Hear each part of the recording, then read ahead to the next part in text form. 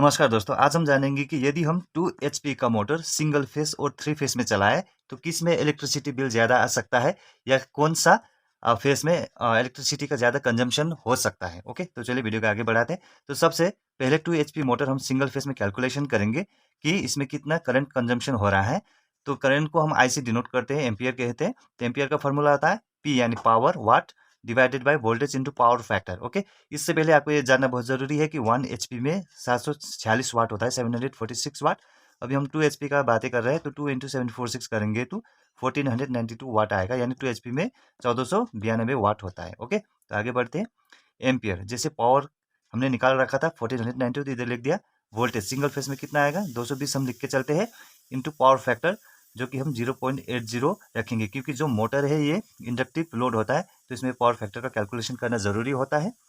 Okay, उसके बाद 1492 यहाँ पे लिख दिया। जब हम 220 इंटू 0.80 करते हैं, इन दोनों को मल्टीप्लाई करते हैं, तो वैल्यू आ जाता है 176। ओके, तो जब 1492 को 176 से हम डिवाइड करते हैं तो एम्पियर निकलता है 8.47 एम्पियर, यानी सिंगल फेस में 2 एचपी का मोटर 8.47 एम्पियर करंट लेता है। ओके, ये तो हो गया सिंगल फेस का। यदि हम 2 एचपी का मोटर 3 फेस में कैलकुलेशन करें एम्पियर का, तो यहाँ पे देखिए 3 फेस का फॉर्मूला होता है एम्पियर निकालने का, एम्पियर इक्वल्स टू पी यानी power divided by √3 into voltage into power factor. Okay, तो जैसे कि आपको पावर का तो पता है 1492, तो यहाँ पे मैंने लिख दिया है। √3 को जब हम रूट हटा के डेसिमल में निकालते हैं तो नंबर आता है 1.732।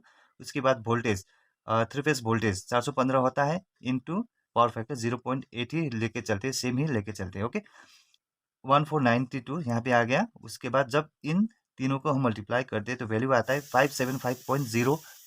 ओके, तो जब हम 1492 को 575.02 से डिवाइड करते हैं तो वैल्यू आता है 2.59, यानी 2 एचपी का मोटर यदि हम 3 फेस पे चलाए तो कितना एम्पियर करंट लेता है 2.59। तो यहाँ पे आप डिफरेंस देख सकते हैं, यहाँ पे आया 8.47 सिंगल फेस पे और यहाँ पे आया 2.59, तो यहाँ पे बहुत बड़ा अंतर है एम्पियर में। तो आप सोच रहे होंगे कि सिंगल फेस में ज़्यादा बिल आएगा, लेकिन ऐसा नहीं होता है दोस्तों, क्योंकि जो सिंगल फेस में जो वोल्टेज होता है वो कम होता है, इसलिए इसका एम्पियर ज़्यादा निकलता है।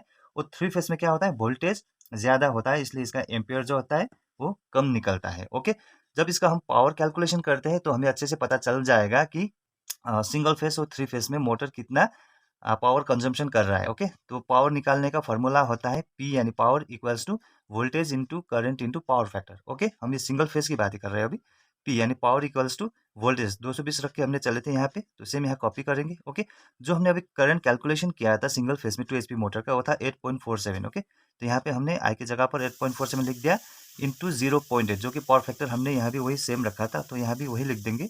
तो जब इन दोनों को हम मल्टीप्लाई करते हैं तो पावर निकल आता है 1490.72, यानी लगभग 1492 ये वाला पावर निकल के आ गया है यहाँ पे। ओके, अब हम 3 फेस में पावर कैलकुलेशन करेंगे, तो 3 फेस का पावर कैलकुलेशन का फॉर्मूला होता है √3 into voltage into current into power factor. Okay, तो जैसे √3 को जब हम डेसिमल में निकालते हैं तो 1.732 निकलता है, इंटू वोल्टेज 415 इंटू जो हमने अभी करंट निकाला था 2.59, यहाँ पे कॉपी कर देंगे। उसके बाद जो पावर फैक्टर था वो 0.8 रखा था, सेम यहाँ पे कॉपी कर देंगे। जब इन चारों को हम मल्टीप्लाई करते हैं तो वैल्यू आ जाता है 1489.31 वाट।